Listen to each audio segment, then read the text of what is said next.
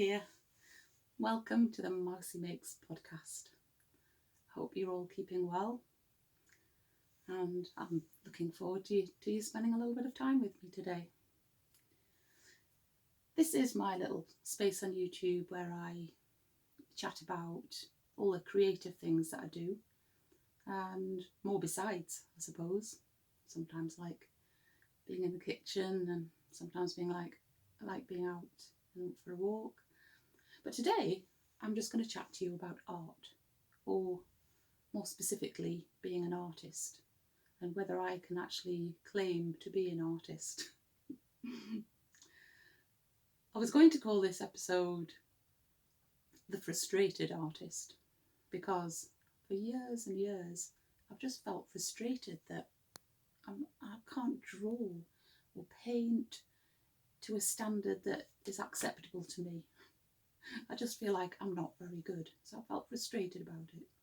But in more recent times, I've realised that it would be more accurate to describe myself as an optimistic artist, because I've never given up trying. So I think I'm definitely optimistic. So over the years, I've bought various books that show you how to draw things or paint things, and some of them have been better than others. Some have been really no help whatsoever, and others have been excellent. So my favourite set of books that I've used, it's a set of books, it's a series called 20 Ways to Draw, and to draw something in particular. And so this is the one I'm currently working on, 20 Ways to Draw a Tree and 44 Other Nifty Things from Nature. And this is a really lovely way to get started. This has really been the best way to get me started, just trying to draw things. And there's a whole range of styles in the book that you can just purely copy, just to practice the motion of drawing with your pencil or pen or whatever you want to use. But it also gives you scope for using your imagination and slightly changing the ideas that they've got on here. And I just love it. I really love it. And there's various other ones. There's 20 Ways to Draw a Cat. And another book that I've got that I really love is this one here, called the Art Doodle book. And this one its subtitle is Create Your Own Masterpieces in the Styles of the Great Artists. And so this has a whole range of artists, all sorts of styles, famous and less famous artists. And what they do is give you a picture or two or more of a famous painting by an artist, also gives you information about the artists. And then on the opposite page, it gives you a start off, not to copy exactly the picture or painting that they're showing you a picture of, but so that you can develop a drawing of your own in that style. So yeah, so really, really lovely book if you like doodling and if you want to try lots of different styles. And finally, a book I've just bought very recently, which has been published by, or written, I suppose, by the lady Johanna Basford, who has produced all the wonderful colouring books that there are out there. So she brought out this book called How to Draw Inky Wonderlands. And this again it's a lovely book. It's quite similar to the 20 Ways to Draw, except that it also gives you instructions on how to draw. Really structured set of instructions on draw this first, then that, and then still though giving you scope for using your own imagination. So you can either copy the things that she shows you, or just draw your own, or combinations. All sorts of wonderful pages and layouts for you to add to, fill in the spaces. It's really lovely, really nice. I haven't done much of that one yet. Just one of the pages that you hopefully have seen while I've been chatting here. So I've been thinking lots about what an artist is, and whether I really can call myself an artist. And I thought rather than just me sit here and you watch me talking away, that I would actually quietly draw while you were listening to me chatting on about my thoughts. The question that frequently pops into my mind is, what is an artist? And then, can I call myself an artist? The dictionary definition says that an artist is a person who practices or is skilled in an art, especially a fine art, and a person who has the qualities of imagination and taste required in art. Further definitions widen the meaning of artist to include performers or skilled craftspeople, but today I'm thinking of artist as someone who draws or paints. When we're children, we draw and paint without any inhibitions at all. Adults encourage children with praise for whatever they produce, and their efforts are proudly displayed for all to see. Then comes a point, I'm not quite sure when, maybe at the age of 11ish, when only the most impressive artistic efforts are praised, and the rest of us then somehow feel inferior and no good at this particular skill. There are definitely those who are more talented at drawing, painting, or other forms of art, in the same way that some people are more talented at playing a musical instrument. Interestingly, I would describe myself as a musician, even though I'm nowhere near the high standards that top performers achieve, and yet I wouldn't describe myself as an artist. The phrase, "I'm not a proper artist," is something that I've often said, and I think that what I mean by that is that I'm not skilled enough to produce anything that other people would want to hang on their wall, or use as illustrations in a book, or pay good money for. Maybe, rather than proper artists, I should think of those people as professional or highly skilled artists. Because if I do lots of drawing, surely I can allow myself to say I'm an artist, whilst trying very hard not to add, but not a very good one. One of the reasons that I thought I'd chat about this in a podcast is that there must be lots more people like me who don't rate their artistic skills very highly, but who would really like to feel some kind of pride or success when putting pencil or paintbrush to paper. And I'm sure that there are many more people who would like to draw or paint, but just don't, because they feel they've got no skill whatsoever and can't even face looking at their own efforts. I'm hoping that by sharing my non-professional standard drawings with you, that it may encourage you to start having a go. I realise that some of you may actually look at my drawings and think they're quite good, although that would be really hard for me to believe. My ambition is to be able to say something like, I'm an artist with my own individual and unique style, rather than, I'm an artist but not a very good one. We all need to say encouraging things to ourselves, don't we? And praise ourselves for trying our best. I haven't got any plans to make a career out of drawing or painting, but I would like my drawings to be good enough for people to look at them and not think that they were created by a child or by an adult that was failing at drawing. I want drawing to be another way that I can relax and feel calm, and the only way to do that is to sustain a positive and optimistic attitude. I love this quote from an essay by the poet Mary Oliver. She said, "The most regretful people on earth are those who felt the call to creative work, who felt their own creative power restive and uprising, and gave to it neither power nor time."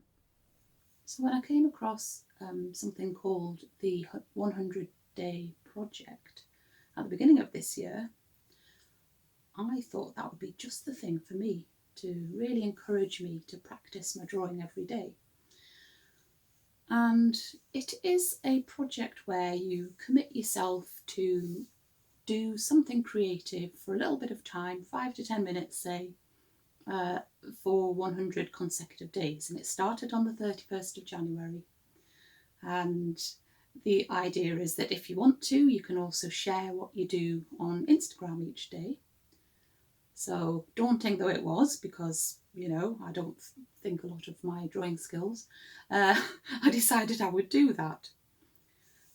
So for my project, I decided I would do a drawing of something in my craft room every day, and I would do a small drawing, passport photo sized small. I thought that would be less daunting than having a big blank page.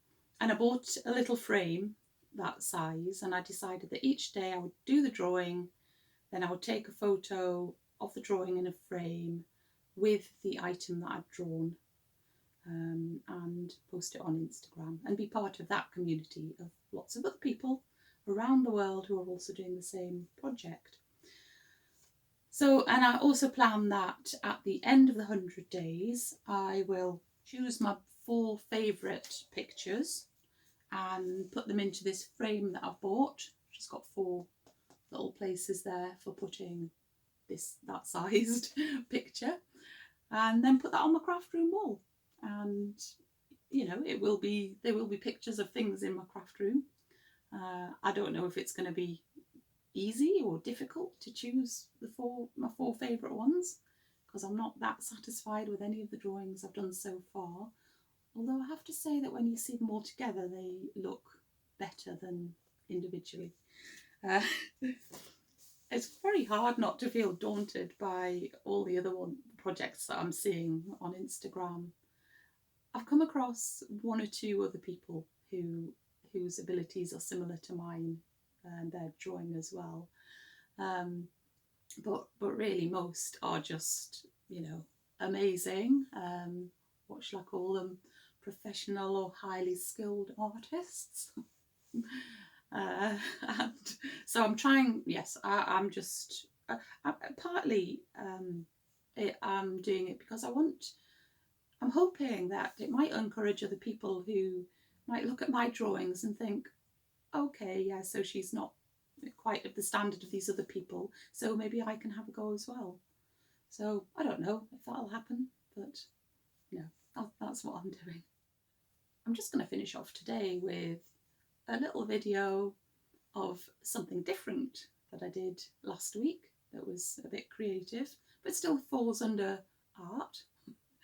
My daughter came over for the day, hadn't seen her since Christmas Day, and it was really lovely to spend a day together, and we just sat in my craft room and did some clay work. It's not something I've done very often at all, but my daughter wanted to do it, so we bought this kit that was for 2 people and had such a lovely time making things out of the clay. It's air drying clay, and it's now it's all dried now. I'm trying to decide whether to paint the things that I made, or I might just leave them as they are. Anyway, here you go. This is what we did.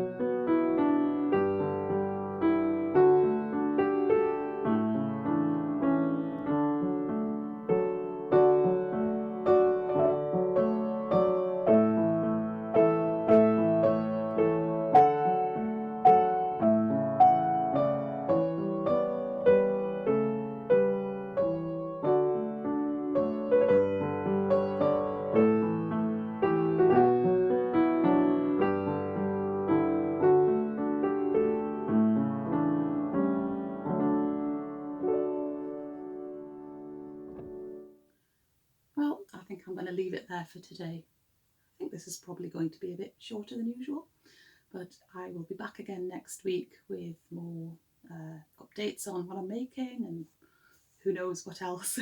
Thank you so much to everyone who's written such lovely comments under my podcasts. It makes me feel really, really good and lovely to know a little bit more about who's enjoying my podcasts and, you know, who's on the same wavelength as me. So that's great. So please keep commenting, and if you haven't commented yet, please do. I love to read them, and I read them all and reply, and yeah, it's really nice. Thank you. So yeah, I think I just need to say, keep yourself safe and keep yourself busy, and I look forward to seeing you again next time. Okay then, bye.